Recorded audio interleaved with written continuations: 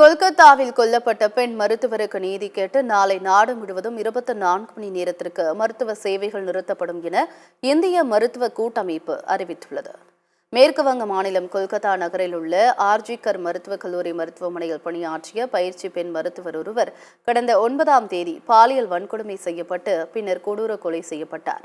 இந்த சம்பவத்தில் சஞ்சய் ராய் என்பவரை போலீசார் கைது செய்தனர்.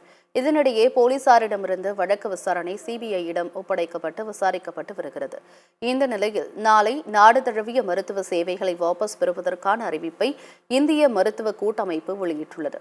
நாளை காலை 6 மணி தொடங்கி நாளை மறுநாள் காலை 6 மணி வரை மருத்துவ சேவைகள் வாபஸ் பெறப்படும் என அறிவிக்கப்பட்டுள்ளது.